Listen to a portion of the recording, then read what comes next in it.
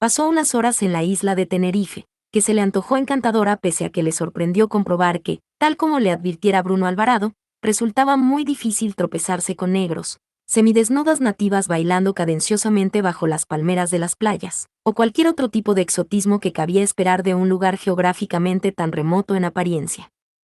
Desde cubierta se despidió de la esposa del agregado naval, a la que aguardaba un verdoso automóvil en el puerto, y también le hizo un leve gesto de despedida a Keke, quien a partir de aquel punto la dejaba completamente desasistida. Saberse sola en un país extraño de cuyo idioma apenas entendía media docena de palabras, consciente de que le aguardaba un incierto y denigrante futuro, le producía un angustioso desasosiego, y el hecho de recorrer como un zombi aquellas calles, aquellas plazas y aquellos parques en verdad acogedores no le tranquilizó en lo más mínimo, ni contribuyó a despejarlos.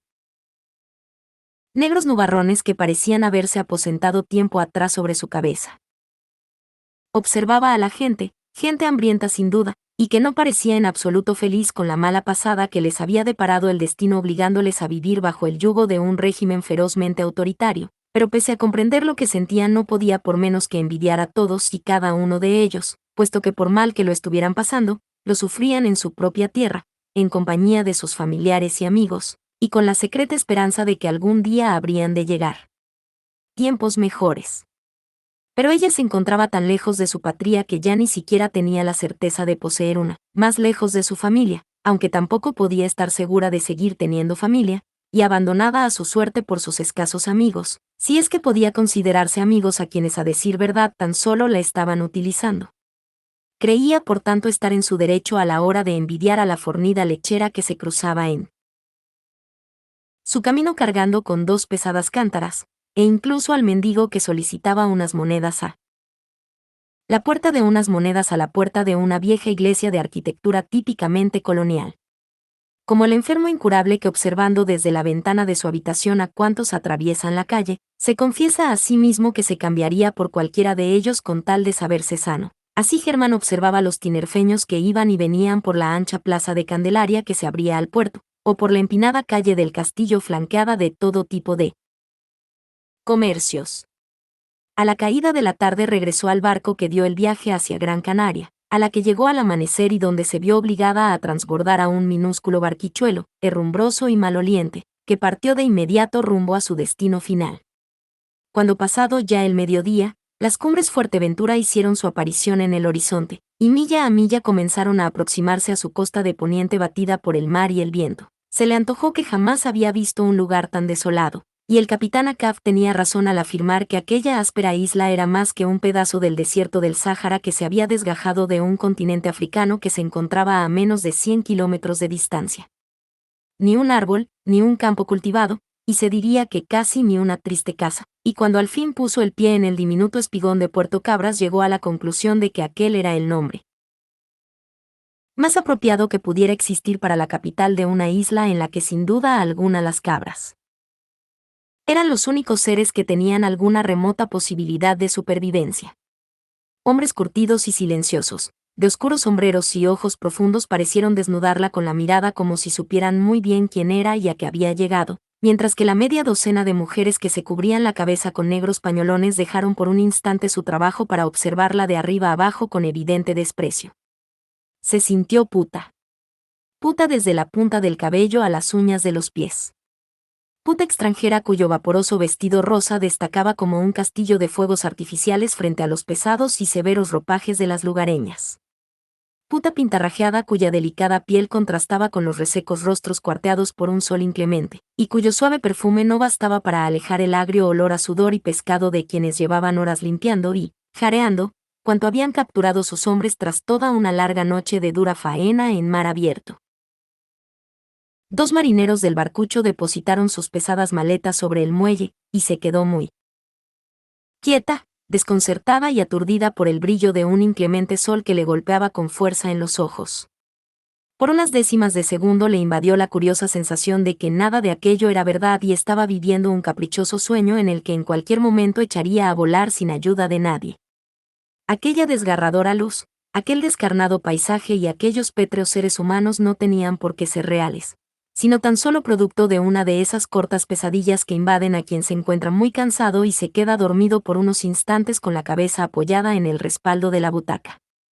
Pero por desgracia no se trataba en absoluto de una mala jugada de su imaginación. En absoluto.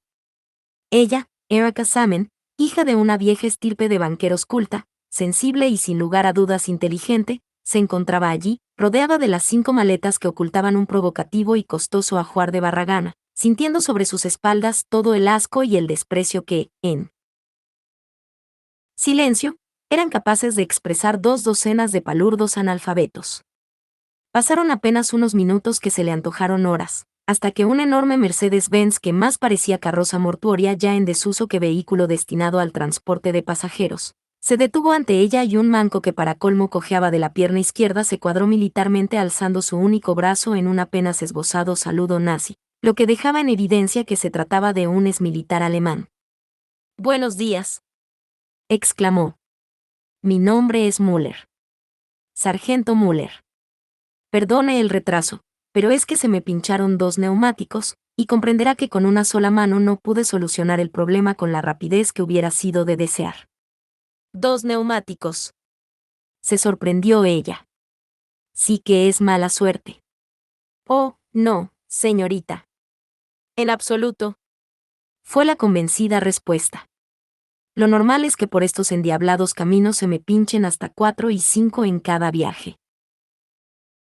Semejante aseveración podía parecer a simple vista una rebuscada disculpa o una simple exageración, pero muy pronto la recién llegada tuvo ocasión de comprobar que respondía a la más cruda realidad, puesto que en cuanto se alejaron media docena de kilómetros de las últimas casas de la minúscula capital, cualquier rastro de carretera asfaltada desapareció, con lo que comenzaron a dar saltos sobre lo que no eran en realidad más que angostas pistas de tierra y piedras que giraban y regiraban de una forma en apariencia totalmente caprichosa a través de un agresivo paisaje que parecía estar conformado sobre todo por peladas montañas y amenazantes barrancos.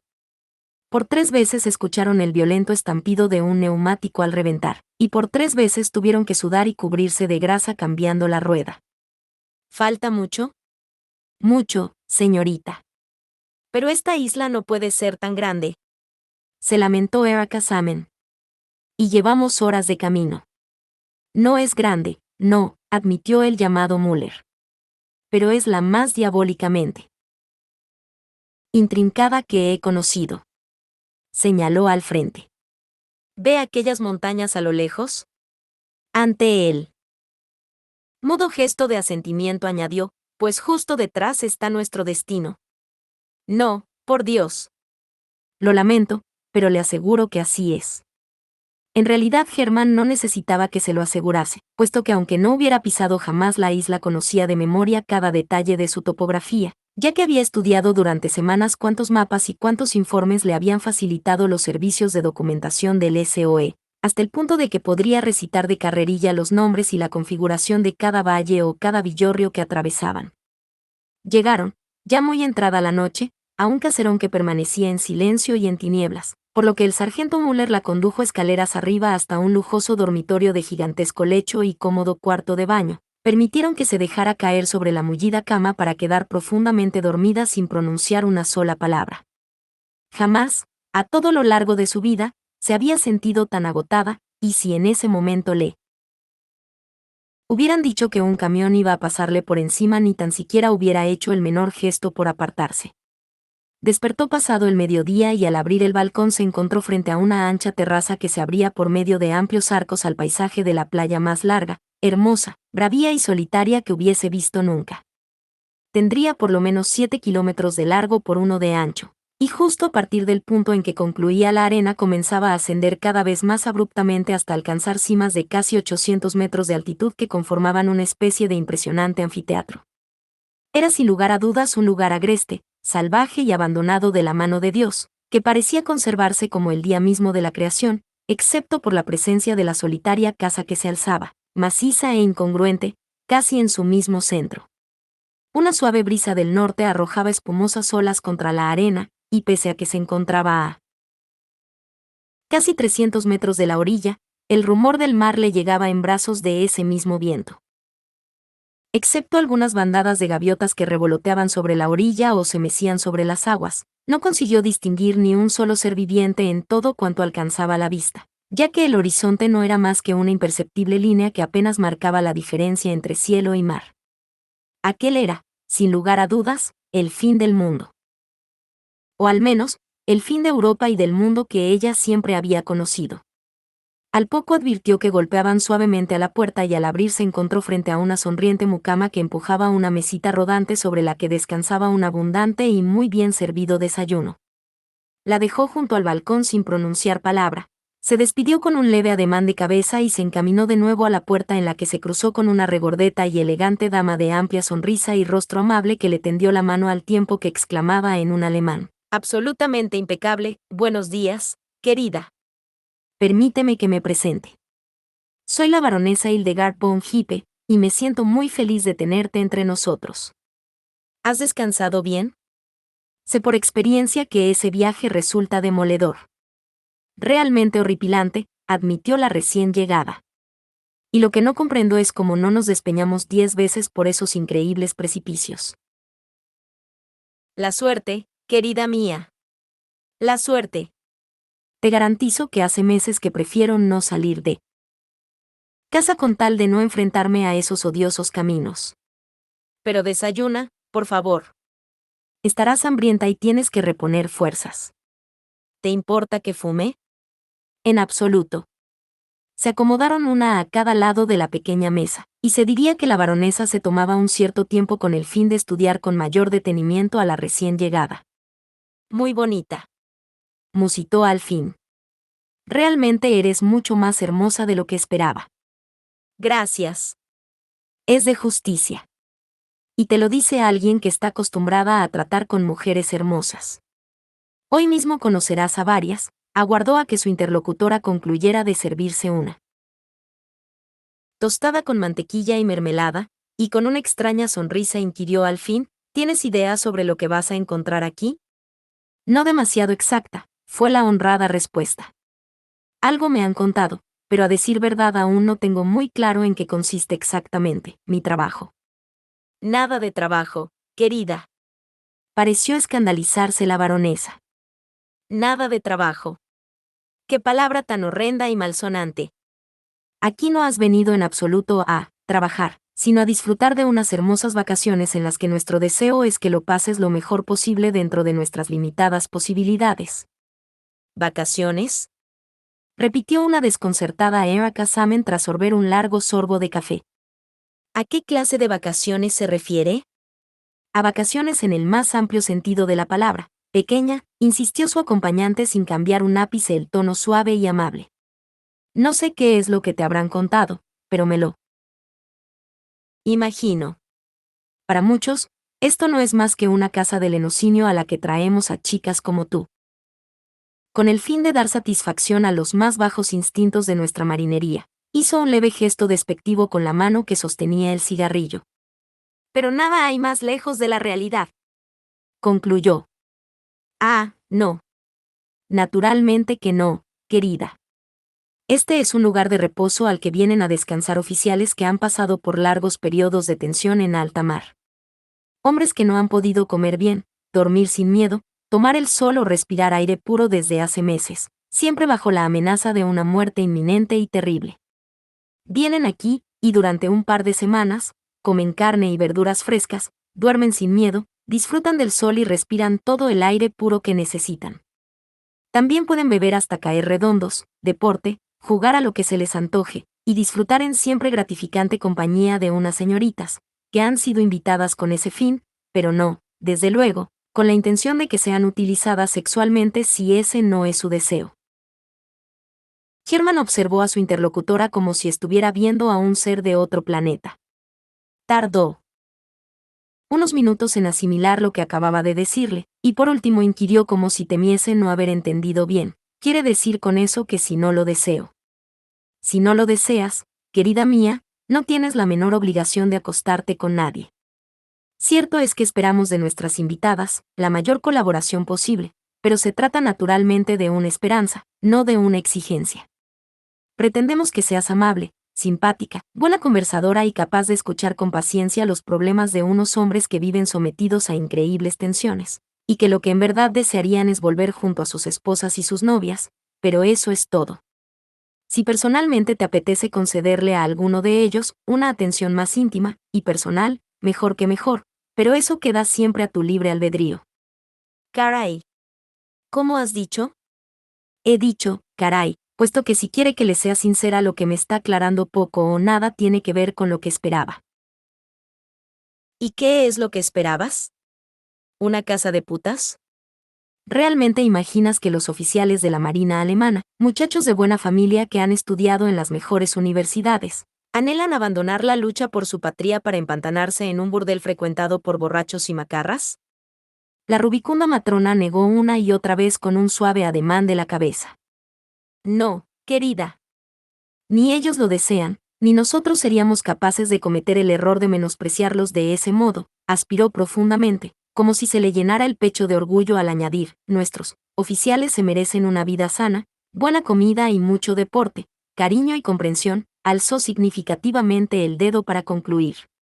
Y un poco de aquello que más pueda parecerse al amor.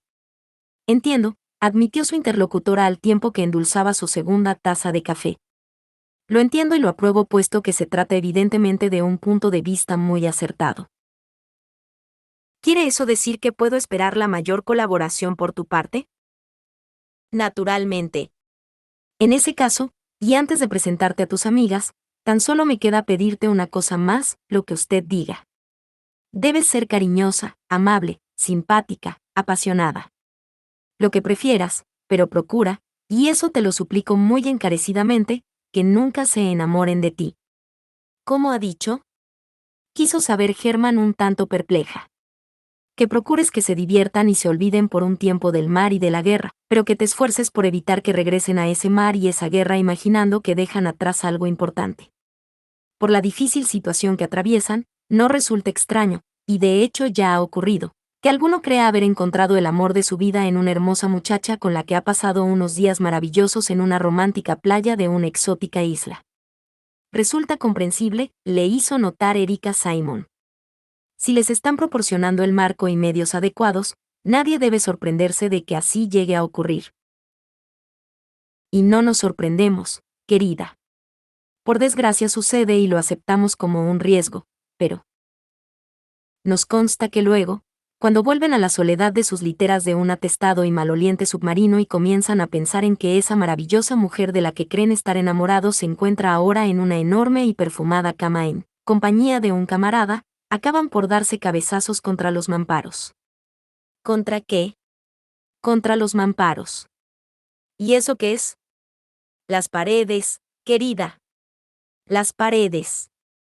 Pero en los barcos y los submarinos no se llaman paredes, se llaman mamparos. Bueno es saberlo. Mamparos. La muchacha sonrió de oreja a oreja. Pero puede estar tranquila, por mi culpa nadie se dará de cabezazos contra los mamparos. Más vale que así sea, porque recuerda algo esencial, nunca, bajo ninguna circunstancia, la Armada aceptará que uno de sus oficiales mantenga una relación seria y duradera con cualquiera de vosotras. Esa es la única condición que nos han impuesto, se puso en pie al tiempo que le dirigía la más encantadora de sus sonrisas. Y ahora tómate tu tiempo, prepárate un buen baño, relájate y ponte guapa porque a la hora de la cena conocerás al resto de nuestros invitados. Eran 6 muchachas preciosas, elegantes, discretas y en cierto modo distinguidas, que poco o nada tenían que ver con la idea de un prostíbulo, y que la acogieron con especial afecto y muestras de simpatía. Había también 2 hombres, el coronel, un oscuro personaje serio y taciturno que al parecer vivía amargado porque su frágil salud le impedía vestir uniforme y luchar en el frente, viéndose relegado a realizar las labores de administrador general en un lugar que consideraba poco menos que indigno, y el encantador capitán de corbeta Gunther Spee, al que una violenta explosión le había dejado tuerto y con el rostro convertido en una especie de espantoso mapa en relieve, pero que pese a ello mantenía, al contrario que el coronel, una actitud vitalista, positiva y entusiasta.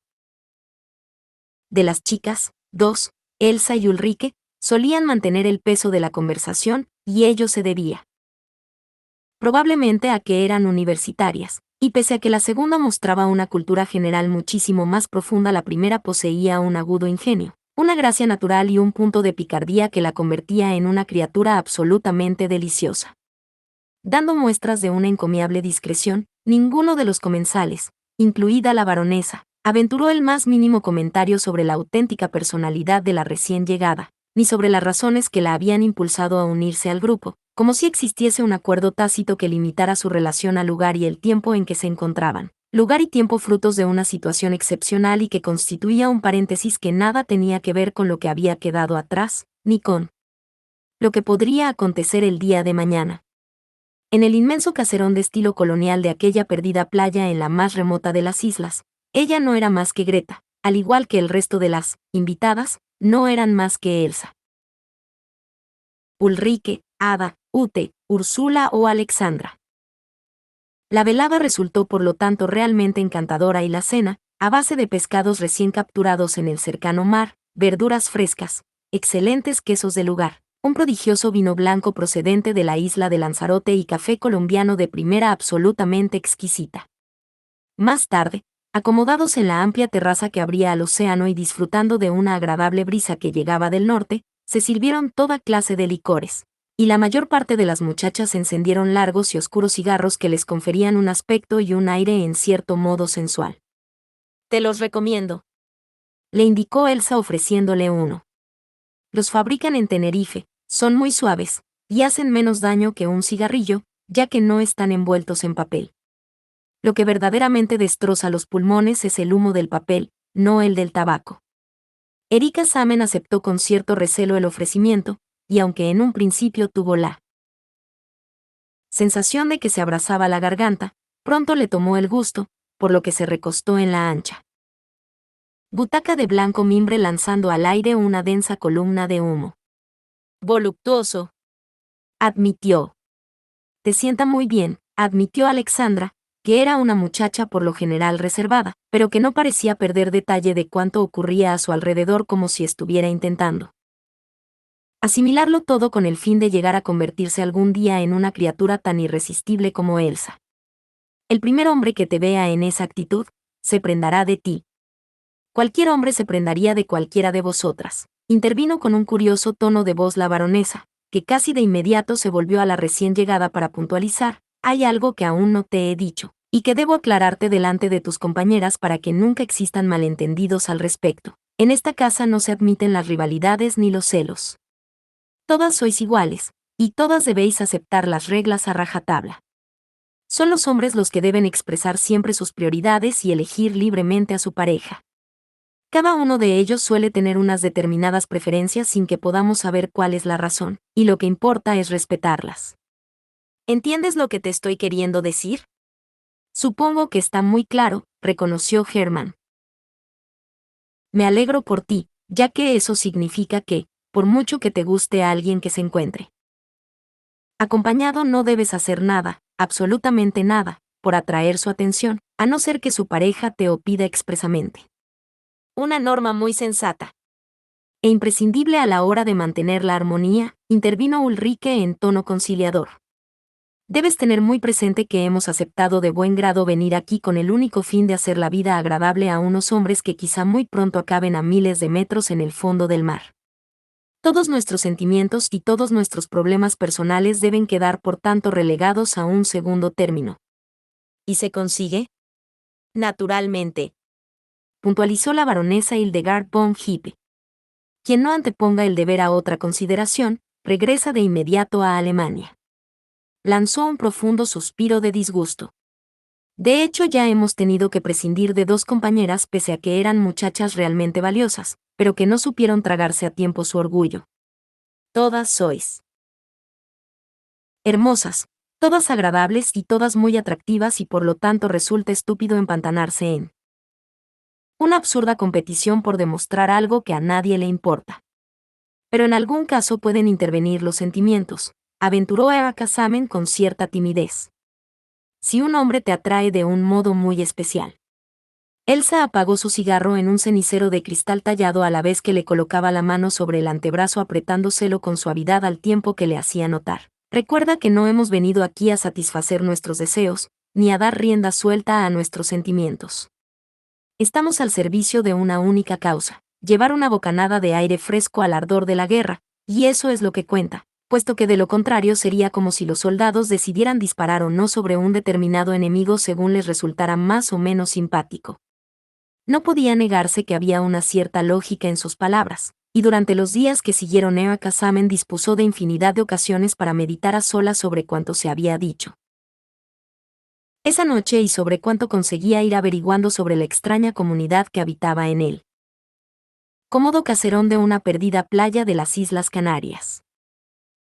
La baronesa, hija de comandante de submarinos, viuda de comandante de submarinos y madre de comandante de submarinos, había creado aquel original operativo partiendo de una dilatada experiencia personal y un más que encomiable sentido común.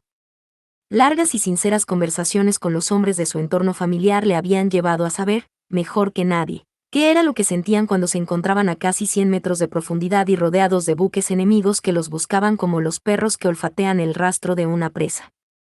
Tenía por lo tanto muy claro cuáles eran los sueños y los más íntimos deseos de quienes se veían obligados a sufrir tales tormentos, y le constaba que no era lo mismo el miedo natural que experimentaba un soldado que luchaba bajo el sol o bajo las estrellas, que el pánico visceral y la angustiosa sensación de claustrofobia que se apoderaba de un hombre encerrado en un cilindro de metal que estaba a punto de convertirse en su definitivo ataúd. Nadie más que el tripulante de un submarino, o el posero atrapado en el fondo de una mina. Sabía lo que significaba estar dispuesto a dar años de vida por el simple placer de respirar una bocanada de aire puro o advertir cómo los rayos del sol le calentaban la piel. Nadie más que el tripulante de un submarino sabía cuán larga podía llegar a ser una noche en la que el casco crujía y se lamentaba amenazando con destriparse por cualquier juntura inundando de agua salada el camarote y enviándole al fondo del mar para siempre. Nadie más que el tripulante de un submarino tenía conciencia de cuán helado es el rayo que recorría la espina dorsal cuando en el pesado silencio resonaba el ping que significaba que el ASDIC de un destructor les había localizado y en cuestión de segundos comenzarían a estallar a su alrededor las temidas cargas de profundidad. Hildegard von Hepburn había llegado por tanto a la conclusión de que durante sus escasos periodos de descanso no se podía tratar de igual modo a un soldado de infantería, a un piloto o un marino de la flota de alta mar, que a un tripulante de submarino. Estos últimos no necesitaban alcohol, mujeres, bullicio y aturdimiento durante largas juergas nocturnas, sino más bien aire puro, sol, paz, silencio y una infinita capacidad de afecto. Por todo ello, se esforzaba en hacer comprender a sus chicas que no sería únicamente sexo lo que aquellos desgraciados vendrían a buscar en su compañía, sino más bien una auténtica cura de reposo a través de la cual conseguir que unos nervios excesivamente tensos dejaran de comportarse como cuerdas de guitarra y regresaran, poco a poco, a su estado natural. No obstante, debo advertiros que no puede aplicarse una fórmula común, puesto que cada ser humano reacciona de diferente modo cuando se ve sometido a presiones extremas, repetía con frecuencia. Por lo tanto, lo que importa es tratar de analizar a cada paciente, con el fin de aplicarle el tratamiento idóneo. Aunque os sorprenda lo que digo, en este caso, más que como amantes debéis comportaros casi como enfermeras. Recostada en un cómodo butacón de su ancha terraza, contemplando la noche y escuchando como las olas reventaban contra las rocas y la arena, Eva Casamen dejaba pasar las horas esforzándose por asimilar esta nueva e inesperada faceta de su difícil misión. Había llegado a la isla convencida de que no era más que un pedazo de carne de cama, condenada a que un sinfín de marinos borrachos la utilizaran a su antojo, para descubrir que pretendían convertirla en una aprendiz de psiquiatra de 3 al cuarto, o una especie de paño de lágrimas sobre cuyo hombro vendrían a llorar sus penas quienes tal vez un día antes habían hundido un mercante repleto de inocentes pasajeros. Cuanto la baronesa proponía resultaba lógico y aceptable desde el punto de vista estrictamente alemán, pero absurdo y rechazable desde el punto de vista de cuánto sufrían en sus carnes las acechanzas de la cruel y alevosa manada de lobos, que era como le gustaba calificar al almirante Doenitz a la temible fuerza submarina que había creado. Aclamados héroes para unos, fríos asesinos para otros, resultaba hasta cierto punto aberrante tener que aceptar que tras haber surgido, como monstruos abisales, de lo más profundo de las aguas, y haber masacrado a un centenar de desprevenidos e indefensos pasajeros, aquellos hombres recibieran como premio las caricias de media docena de preciosas muchachas que intentarían consolarles por los malos ratos que hubieran podido pasar durante el transcurso de sus criminales acciones. La guerra. Santo Dios, la guerra. La guerra poseía una deleznable capacidad de distorsionar las mentes más preclaras, impidiéndoles percibir colores y matices, ya que lo transformaba todo en negro o blanco según fuese la bandera que ondease en el mástil. Para la dulce y encantadora Hildegard von Hippe, su padre, su marido y sus 2 hijos, eran a todas luces seres maravillosos puesto que habían aceptado de buen grado las incomodidades y los inimaginables sacrificios que suponía la vida a bordo de un claustrofóbico submarino por amor a su patria, mientras que para miles de hijas, esposas y madres de marinos aliados, aquella era una sucia estirpe de sádicos tiburones. Hermann se esforzaba por determinar cuál debería ser su actitud personal ante semejante situación, y no tardó en llegar a la conclusión de que lo único que podía hacer era no adoptar ninguna. Tenía la ineludible obligación de mantener el corazón frío y la mente equilibrada, puesto que a decir verdad lo que se le estaba exigiendo no era juzgar unas determinadas acciones por terribles que fueran, sino intentar impedir por todos los medios a su alcance que la imparable sangría de vidas humanas y barcos hundidos fuese a más con la aparición de un nuevo submarino cuya capacidad de destrucción parecía superar cuanto existía en aquellos momentos a lo largo y ancho de los océanos. ¿Cómo conseguirlo? De momento no había nadie en Fuerteventura que pareciese capaz de proporcionarle la más mínima información al respecto, ya que las muchachas poco debían saber sobre el tema. El coronel era un hombre retraído y taciturno del que resultaba tarea titánica extraer una sola palabra, y al maltrecho capitán de corbeta Guntersby no parecían interesarle más que la pesca, la lectura y pasarse las horas pegado a la radio escuchando lejanas noticias de una guerra que vista desde allí resultaba muchísimo más lejana. La baronesa era la única persona de la casa de la que podría obtener algún tipo de información. A Casamen no le pasaba desapercibido que se trataba de una mujer muy inteligente, y que la más leve alusión al respecto levantaría sospechas. Decidió por tanto armarse de paciencia y aguardar la llegada de aquellos a quienes tenía la obligación de consolar. La guerra iba sin duda para largo.